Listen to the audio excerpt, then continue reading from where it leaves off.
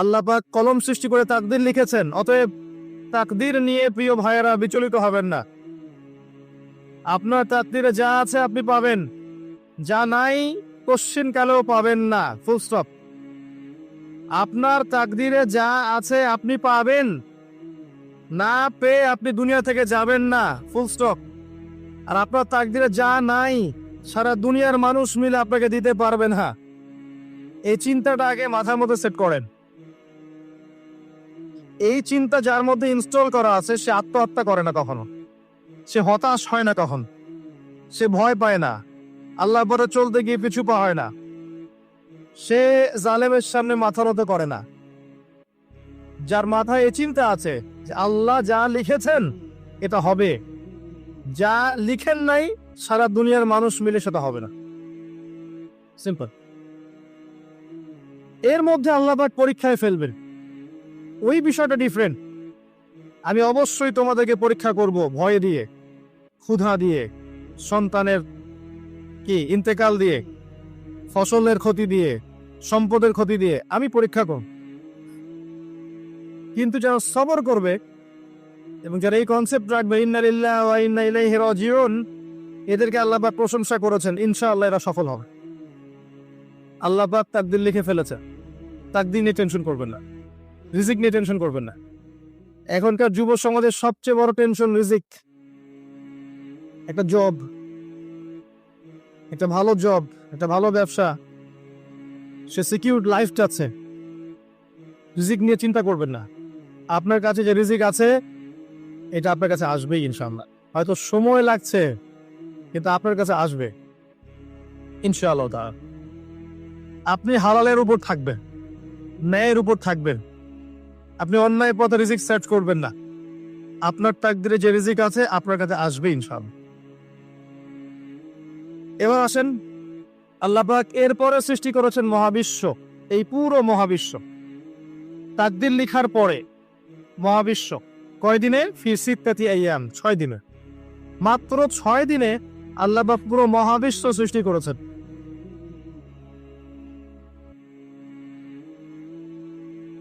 হুয়াল্লাযী খালাকাস সামাওয়াতি ওয়াল আরদা ফি সিত্তাতি আইয়াম সুম্মা ইস্তাওয়া আলাল আরশ। সূরা হাদীদের মধ্যে এটা আছে। তিনি সে আল্লাহ যিনি এই মহাবিশ্ব সৃষ্টি করেছেন 6 দিনে, এরপরে আরশের উপর সমাসীন হয়েছেন।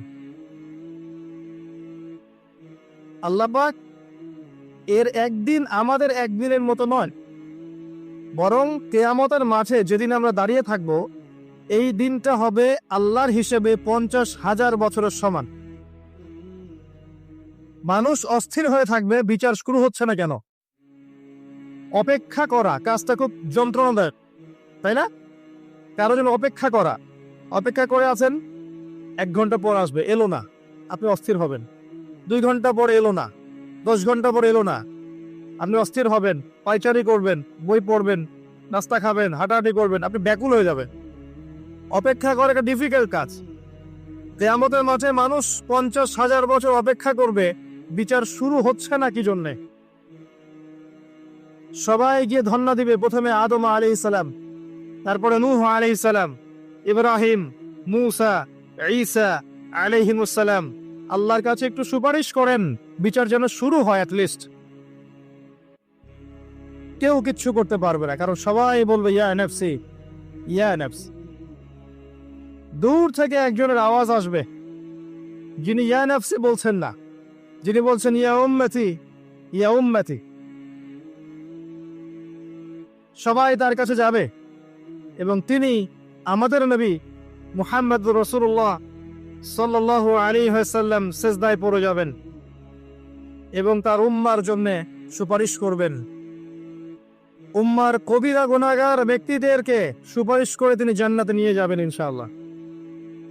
আল্লাহ তাকে ওয়াদা করেছেন, হে নবী, তোমার উম্মতের কোনো ব্যক্তি যদি শিরিক না করে আমার সামনে উপস্থিত হয় আমি তাকে মাফ করে দেব ইনশাআল্লাহ। হাদিসে কুদসির মধ্যেও আছে যে হে আদম সন্তান, তুমি যদি দুনিয়ার সমান পাপ নিয়ে, আসমান জমিন সমান পাপ নিয়ে আমার সামনে দাঁড়াও, কিন্তু আমার সাথে কাউকে শরীক করনি, তাহলে আমি আল্লাহ তোমার সামনে আসমান জমিন সমান ক্ষমা নিয়ে উপস্থিত হব ইনশাআল্লাহ। শোনেন, 1999 জন মানুষ জাহান্নামে যাবে। প্রতি 1999 জন মানুষ জাহান্নামে যাবে। সহিহ বুখারীর হাদিস 4 বার এসেছে। এখানে ইকুয়েশনটা এমন না যে ম্যাথামেটিক্যালি ক্যালকুলেট করতে হবে, এমন নয়। এটা দিয়ে আধিক্য বোঝানো হচ্ছে। বেশিরভাগই জাহান্নামে যাবে। এই কথা আল্লাহ পাক কিন্তু সূরা আরাফের মধ্যে বলেছেন 179 নম্বর আয়াতে, ওয়ালাকাদ যারানা লিজাহান্নামা কাসীরাম মিনাল জিন্নি ওয়াল ইনস। একই বিষয়ে কোরআন হাদিস পরস্পর মিলে যায়।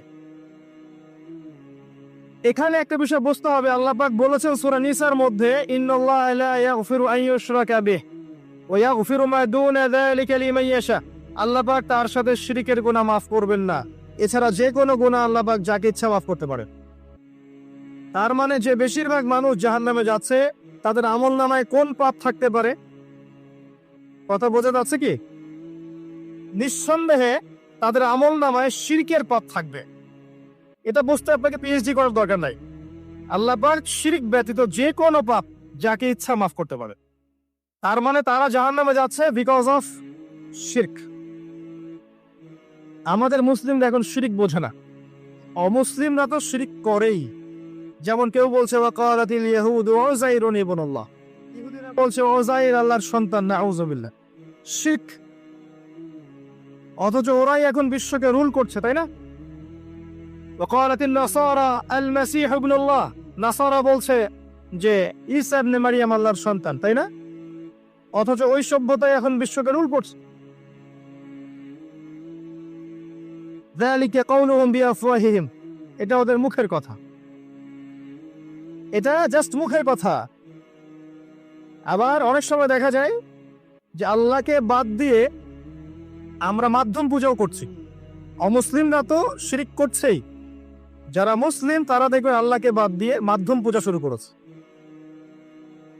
মাজারের পূজা করছে, কবরের পূজা করছে, মৃত ব্যক্তির ওসিলায় পার পাওয়ার চেষ্টা করছে।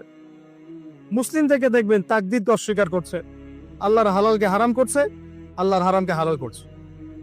মুসলিম থেকে দেখবেন যে হাতে একটা আংটি পড়েছে, ভাই কি জন্য পড়েছেন? এই রোগ ভালো হবে আমার।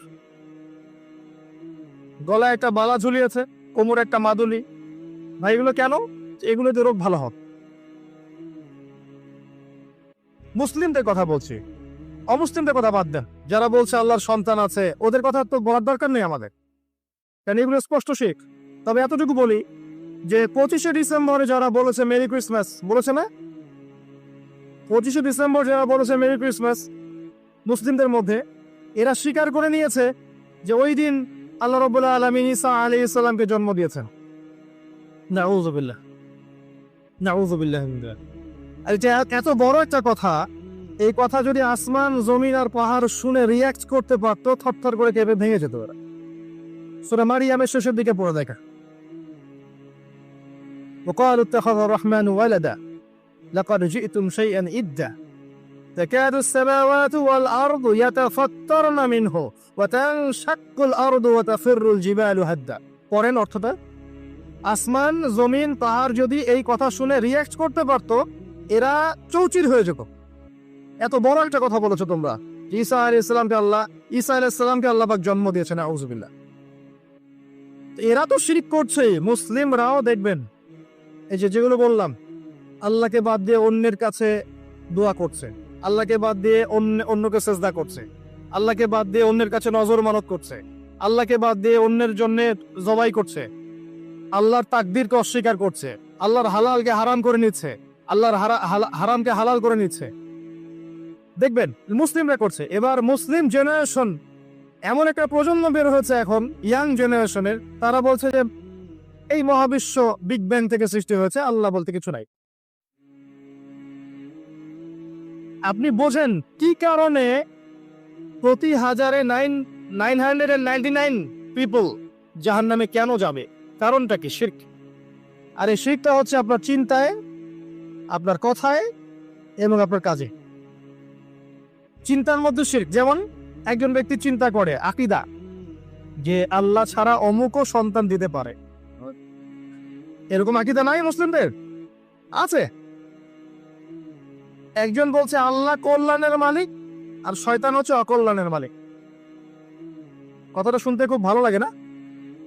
অকল্যাণ হয়তো আল্লাহর পক্ষ থেকে আসে না, আল্লাহ পবিত্র, অকল্যাণ শয়তানের পক্ষ থেকে আসবে। ব্যাপারটা কি এমন?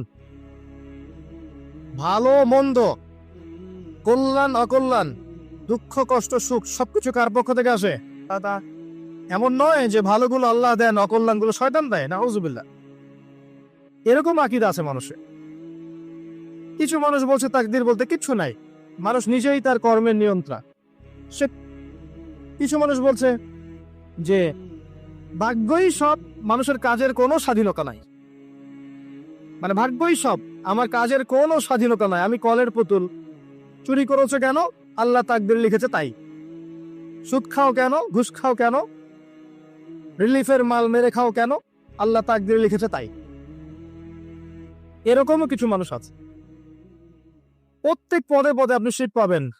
আপনি আল্লাহকে ছাড়া সেজদা দেখতে পারবেন, আল্লাহকে ছাড়া মানুষ নজর করছে, মানত করছে, কসম করছে, কোরবানি করছে, সেজদা করছে, দোয়া করছে এবং ওসিলা পূজা করছে যে আল্লাহ বাদ দিয়ে অমুকে আমাকে পরকালে পার করিয়ে দিবে। নাউযুবিল্লাহ বলছেন ঠিকই, কিন্তু আমাদের দেশের বহু মানুষের আকীদা এমন যে আমাকে পরকালে পার করায় দেওয়ার লোক আছে, সমস্যা নাই। শোনেন, পরকালের প্রতিটা সুপারিশ আল্লাহর ইখতিয়ারে। একজন শহীদ, আল্লাহর পথের শহীদ, তিনি কিন্তু সুপারিশ করবেন, কিন্তু তিনি নিজের ক্ষমতায় করবেন না আল্লাহর ক্ষমতায় করবেন? আল্লাহর ক্ষমতা। আলেম, হাফেজ, আল্লাহর পথের যারা মুজাদ্দিদ ছিলেন, আল্লাহওয়ালা আউলিয়া মানুষ, নবীগণ, সিদ্দিকগণ, সুহাদা, সুপারিশ করবেন নিজেদের ক্ষমতায় না আল্লাহর ক্ষমতায়? আকীদা স্পষ্ট না থাকলে তখন আমল করতে গিয়ে শিরক হয়ে যাবে। আর শিরক হলেই কি হবে? ওই যে বললাম, প্রতি হাজারে 999 জন মানুষ জাহান্নামে যাব। এবার আসেন, আল্লাহ পাক মহাবিশ্ব সৃষ্টি করেছেন কয়দিনে? এই কিয়ামতের মাঠ কত বছর হবে? কে সেজদা করবেন, সুপারিশ করবেন আমাদের জন্য? মুহাম্মদ সাল্লাল্লাহু আলাইহি ওয়াসাল্লাম। এবার আসেন, যে নবী আমার জন্য সুপারিশ করবেন, যেই নবী আমার জন্য হাউজে কাউসারে দাঁড়িয়ে থাকবেন, যেই নবীকে আমাকে কবরে দেখানো হবে এবং জিজ্ঞাসা করা হবে মান হাযা রাজুল বুইসা ফীকুম, কতজন যুবক, কতজন মানুষ আর কতজন মুসলিম মুহাম্মদ সাল্লাল্লাহু আলাইহি ওয়াসাল্লামের এই সুন্নাহগুলো আমরা মেনে চলি? যাকে কবরে দেখানো হবে, যিনি সুপারিশ করবেন, যিনি আমাদেরকে ছাড়া জান্নাতে যাবেন না, যিনি হাউজে কাউসারে দাঁড়িয়ে থাকবেন, যিনি জান্নাতের দরজায় প্রথম কড়া নাড়বেন এবং যিনি তার উম্মতকে নিয়ে ফিকির করছেন কিয়ামতের মাঠেও, ইয়া উম্মতি ইয়া উম্মতি, উম্মতের মধ্যে কতজন যুব সমাজ মুহাম্মদ সাল্লাল্লাহু আলাইহি ওয়াসাল্লামের সুন্নাহ মেনে চলে? বলেন। মুহাম্মদ সাল্লাল্লাহু আলাইহি ওয়াসাল্লামের উম্মাহ এখন ম্যাক্সিমাম মানুষ নামাজ পড়ে না। মুহাম্মদ সাল্লাল্লাহু আলাইহি ওয়াসাল্লামের উম্মার মধ্যে ম্যাক্সিমাম মানুষ এখন কোরআন পড়তে জানে না। মুহাম্মদ সাল্লাল্লাহু আলাইহি ওয়াসাল্লামের উম্মাহ হয়েও আমরা কোরআনের অর্থ বুঝি না, কোরআনের হুকুম আহকাম মানি না, তার সুন্নাত নিজেদের ব্যক্তি জীবনে, পারিবারিক জীবনে, সামাজিক জীবনে অ্যাপ্লাই করি না। বরং তার আদর্শ মেনে চললে আমাদেরকে মনে হয় আমরা পিছিয়ে পড়েছি। কোন মুখ নিয়ে আমরা তার সামনে দাঁড়াবো এটা ফিকির করতে হবে। আল্লাহ পাক মুহাম্মদ সাল্লাল্লাহু আলাইহি ওয়াসাল্লামকে বলবেন কিয়ামতের মাঠে, সূরা ফুরকান নিয়ে আলোচনা হচ্ছিল না? ওই সূরাতেই আছে। আল্লাহ পাক বলবেন যে তোমার কওমের কি হয়েছিল, কিভাবে বিভ্রান্ত হলো তোমার কওম। নবী সাল্লাল্লাহু আলাইহি ওয়াসাল্লাম শিকায়াত করবেন, ইন্না কওমি ইত্তাখাযু হাযাল কুরআনা মাহজুরা। শিকায়াতটা শোনেন, শিকায়াতটা শোনেন। নবী সাল্লাল্লাহু আলাইহি ওয়াসাল্লাম বলবেন, আমার কওম, হে আল্লাহ, কোরআনকে পরিত্যাগ করেছিল। আমার কওম, হে আল্লাহ, কোরআনকে পরিত্যাগ করেছিল। কি করছি কোরআন কেন্দ্রিক আমরা? কতজন কোরআন পড়তে জানি? হাত উঁচু করেন দেখি। মাশাআল্লাহ। না, সংখ্যা অনেক, আলহামদুলিল্লাহ। এবার বলেন কতজন কোরআনের ভাষাটা বুঝি? হাত উঁচু করেন দেখি। কোরআন পড়েন মাশাআল্লাহ। আয়াতুল কুরসি মুখস্থ আছে কয়জনের? হাত তুলুন। সবার মুখস্থ আছে। এবার বলেন কতজন অর্থ জানেন আয়াতুল কুরসির অর্থ? এটা পরিচিত আয়াত বললাম, একদম পরিচিত। 4-5 জন। দেখেন, ইন্না কওমি ইত্তাখাযু হাযাল কুরআনা মাহজুরা। যে কিতাবের ভিতরে ঢুকতে পারিনি আমরা, তার হুকুম আহকাম বিধিবিধান কেমন করে বাস্তবায়ন হওয়া সম্ভব বলেন? আল কোরআনের আলো যে ঘরে ঘরে জ্বালাতে চাই আমরা, প্রত্যেক ঘরের মানুষ যদি কোরআন না পড়ে না বোঝে কিভাবে জ্বলবে আমাকে বলেন? শুধু স্লোগান দিয়ে জ্বলবে? শুধু শোডাউন করে জ্বলবে? আইওয়াশ করে জ্বলবে? আর এই জ্বলানোর দায়িত্ব কি সবার আগে রাষ্ট্রের না ব্যক্তির? ব্যক্তি ঠিক হচ্ছে না, রাষ্ট্রের দিকে আঙুল তোলার কি দরকার? তো নিজেই ঠিক হচ্ছে না। নামাজ পড়তে রাষ্ট্র বাধা দিয়েছে নাকি? কোরআন তেলাওয়াত শিখতে রাষ্ট্র বাধা দিয়েছে? আরবি ভাষা শিখবেন, আপনি ব্যাকরণ শিখবেন, মাদ্রাসায় পড়বেন, কোরআন হাদিস গবেষণা করবেন, রাষ্ট্র বাধা দিয়েছে? নিজেই ঠিক হচ্ছে না, মানুষের দিকে আঙুল তোলার সময় মাসাল। আপনি তো এমন একটা যুগে আছেন, এখন এমন একটা সমাজে আমরা এখন বসবাস করছি, যেই সমাজে এবং যেই বিশ্বে বৈশ্বিক কন্ট্রোলটা মুসলিমদের হাতেই নাই। পুরো বিশ্বের কন্ট্রোলটা মুসলিমদের হাতে নেই এখন। বিগত 100 বছর ধরে আমরা যে আপোষে ইখতিলাফে লিপ্ত ছিলাম, এই সময়গুলোর মধ্যে পৃথিবীর একটা সভ্যতা এত রাইজ করে গেছে যে তারা এখন আমাদেরকে উঠতে বললে উঠি, বসতে বললে বস। হ্যাঁ, বাস্তবতা এমন। অনেকে মনে হতে পারে না কথা ঠিক নয়, কথা ভুল। বাস্তবতা এমনই। পৃথিবীর বড় বড় সেকশন, পলিটিক্স, ইকোনমিক্স, আপনার জিওপলিটিক্স, মিডিয়া, সামরিক বিষয়, প্রযুক্তি, শিক্ষা এবং দর্শন, এই সমস্ত বিষয়গুলো এখন করে জানেন। আপনার মনে হতে পারে না কথা সম্পূর্ণ ঠিক নয়, কিন্তু বাস্তবতা এমন, বাস্তবতাটা এমন। অথচ সংখ্যায়, ভৌগোলিক দিক থেকে, আয়তনে, জনবলে, প্রাকৃতিক সম্পদে মুসলিমদের চেয়ে সেরা কেউ নাই পৃথিবীতে। তারপরেও আমাদের এই অবস্থার কারণ কি জানেন? ওই যে ইন্না কওমি ইত্তাখাযু হাযাল কুরআনা মাহজুর। আমার কওম আল্লাহ কোরআন থেকে দূরে ছিল, কোরআনকে পরিত্যাগ করেছে। কারণগুলো বলছি শোনেন। কারণ হচ্ছে কোরআন থেকে দূরে থাকা, কারণ হচ্ছে নবী সাল্লাল্লাহু আলাইহি ওয়াসাল্লামের সুন্নাহ থেকে দূরে থাকা, কারণ হচ্ছে আপোষে ইখতিলাফ, বিভেদ, অনৈক্য, কারণ হচ্ছে আপোষে গীবত, তহমত, কাদা ছড়াছড়ি, সমালোচনার সংস্কৃতি,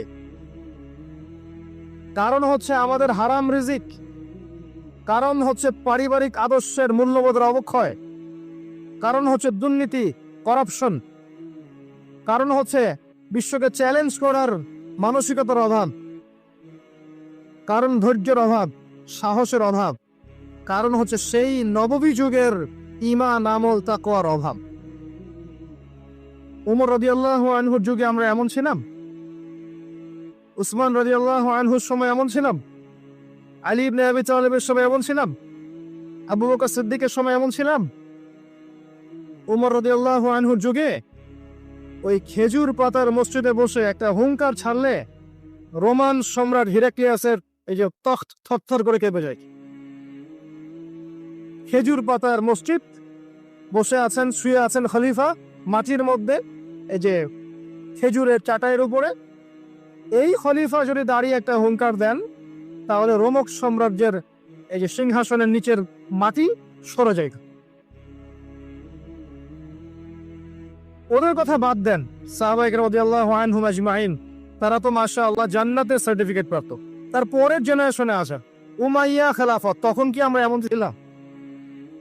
দীর্ঘদিন, প্রায় 132 বছরের মতো তারা শাসন করেছে। তখন কি মুসলিমদের অবস্থা এমন ছিল? আব্বাসীয় খেলাফত, অনেক দিন, 500-র মতো বছর তারা শাসন করেছে। তখন কি আমাদের অবস্থা এমন ছিল? হ্যাঁ, একবার এমন হয়েছিল। কখন জানেন? হালাকু খায়ের সময়। মঙ্গলদের নাম শুনেছেন? চেঙ্গিস খান নাম শুনেছেন? আচ্ছা, ওরা যখন বাগদাদকে আক্রমণ করেছিল তখন মাত্র 40 দিনের ব্যবধানে বাগদাদকে তারা ধ্বংসস্তূপে পরিণত করেছে। কথিত আছে 10 লাখ, কেউ বলে 15 লাখ, কেউ বলে 20 লাখ মানুষকে 40 দিনের মধ্যে হত্যা করা হয়েছে। ম্যাসাকার। আপনাদেরকে একটা তথ্য দেই, যখন মঙ্গোলিয়ানরা বাগদাদকে আক্রমণ করছিল তখনও কিছু মানুষ বসে বসে ইখতিলাফ করছিল এ কাকড়ার মাংস খাওয়া যায় কি যায় না। আমার কথা বুঝে আসে না? যখন মঙ্গোলিয়ানরা মুসলিমদেরকে আক্রমণ করছিল বাগদাদে এবং লাশের পর লাশ ফেলে দিচ্ছে, তখনও কিছু মানুষ বসে বসে তর্ক করছে, বাহাস করছে কাকড়া খাওয়া জায়েজ না না জায়েজ। ওই সময় নিশ্চয়ই এটা গুরুত্বপূর্ণ কাজ ছিল নাকি? ওই সময় গুরুত্বপূর্ণ কাজ কি ছিল বলেন? ওদেরকে প্রতিহত করা নয় কি? এখন যারা মুসলিমদের সাথে এমন আচরণ করছে, এখনো কি আমরা সেই কাজই করছি না? এই মানসিকতা থেকে বের না হতে পারলে কি আমাদের উন্নতি হবে ভাই? মৌলিক কাজে আসেন, প্রচুর পড়াশোনা করতে হবে। প্রথম কাজ, একটা দেশ, একটা সরকার থাকে, প্রশাসন থাকে, জনগণ থাকে, ওলামায়ে কেরাম থাকে, যুব সমাজ থাকে, থাকে না? এরা সবাই এক না আলাদা? এরা সবাই একটা নেশন না আলাদা? একে অপরের শত্রু না মিত্র? একে অপরের ভাই না শত্রু? এরা সবাই একটা নেশন, একটা বডি না? একটা দেহের একটা অংশে আঘাত পেলে অন্য অংশ ব্যথা পায় না? ব্যথা পায়। যদি ব্যথা না পায় তাহলে ওই অংশটা প্যারালাইজ না? অবশ্য আমরা সবাই এক, এই কনসেপ্টটা ভুলে গেছি। আমরা সবাই মিলে যে একটা জাতির কনসেপ্টটা ভুলে গেছি। আমরা আপোষে নিজেদের সাথে লড়ছি, ধর্মনেতা আর এক ধর্মনেতার সাথে, এক আলেম আর এক আলেমের সাথে, এক বক্তা আর এক বক্তার সাথে, এক পলিটিক্যাল দল আর এক পলিটিক্যাল দলের সাথে, একটা ধর্মীয় দল একটা ধর্মীয় দলের সাথে। দেখবেন আমরা আপোষে লড়ছি, অথচ আমরা সবাই কিন্তু এক। প্রথমত আমরা আল্লাহর বান্দা, এরপর আমরা মুসলিম, আমরা একই জাতীয়তায় বিশ্বাস। এখন একটা বিভক্ত জাতিকে দমন করা কি কঠিন না সহজ? কথা বলে সহজ না কঠিন? যখন আমরা বিভক্ত তখন আপনাকে আমাকে সহজেই তারা দমন করতে পারবে, কোনো সমস্যা নেই। যদি আমরা ঐক্যবদ্ধ থাকতে পারতাম তাহলে আজকে আমাদের অবস্থাটা হতো না। এই সারা বিশ্বে আমাদের যে অবস্থা, আপনি তাকান, সিরিয়া, ইরান, লেবানন, জর্ডান, যে কোনো দিকে তাকান, একটাই চিত্র দেখবেন, একটা চিত্রই দেখবেন যে রক্ত ঝরছে মুসলিমদের। কাদের? ছোট ছোট বাচ্চা, দুধের বাচ্চা, বোঝে না যে ভালো কি আর মন্দ কি, ন্যায় কি অন্যায় কি, এটাও বোঝে না। এদেরকে বোম মেরে হত্যা করে দেওয়া হচ্ছে। আর আমরা কি করছি ভাই? ওই যে, হ্যাঁ ঠিক বলেছেন, মাসালা আমাকে বলতে বলেন না, ওইটা নিয়ে আবার বিতর্ক শুরু হয়ে যাবে।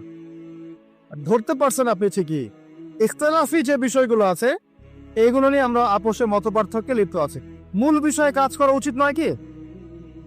মূল বিষয়গুলো কি কি? 1 নম্বর আকীদা। 1 নম্বর কি? আকীদা। সবার আকীদাগুলোকে পরিষ্কার করতে হবে।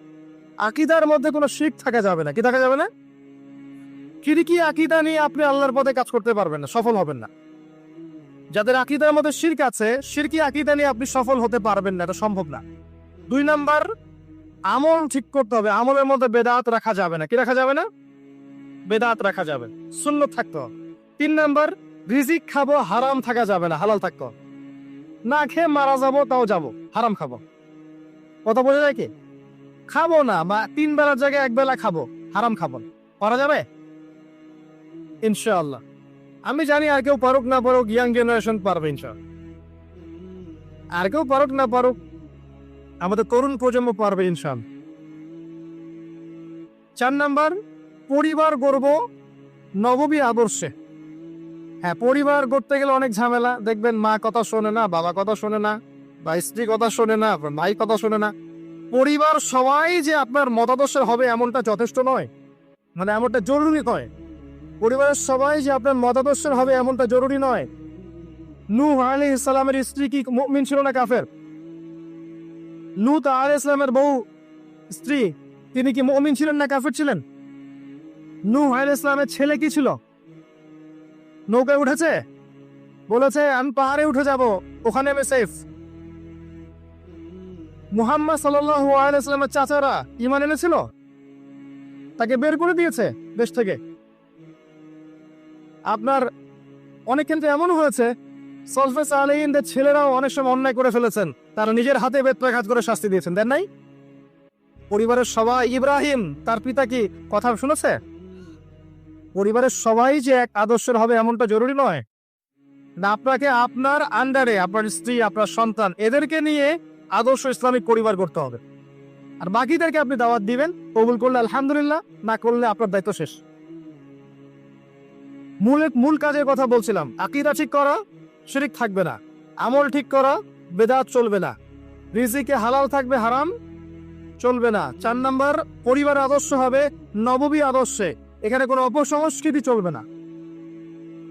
5 নাম্বার, নিজের যেটুকু প্রতিভা আল্লাহ পাক দিয়েছেন, এই প্রতিভাকে দিয়ে দিনের বিজয়ের চেষ্টা করতে হবে। আপনাকে আল্লাহ যা দিয়েছেন, মেধা, অর্থ, সময়, শ্রম, আপনার টাকা পয়সা, আপনার ভালো বুদ্ধি পরামর্শ, আপনি যতটুকু পারেন যে প্রতিভা আল্লাহ পাক দিয়েছেন ওই প্রতিভা দিয়েই দিনকে এগিয়ে নিতে হবে। পারা যাবে? বলতে পারলে বলেন, লিখতে পারলে লিখেন, অ্যাসোসিয়েট করতে পারলে অ্যাসোসিয়েট করেন মানুষকে। যদি আপনি একটা মসজিদ করতে পারেন, মসজিদ করেন, মাদ্রাসা করতে পারলে মাদ্রাসা করেন, ইয়েতিম প্রজেক্ট করেন, বিধবাদেরকে নিয়ে কাজ করেন, আপনি যেটা করতে পারেন একটা প্রজেক্ট করেন, কিছু একটা করেন দিনের জন্য।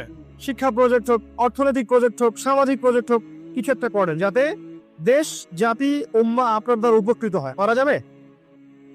কাজগুলো কঠিন, কাজগুলো আসলে কঠিন, সবগুলো কাজ সহজ না।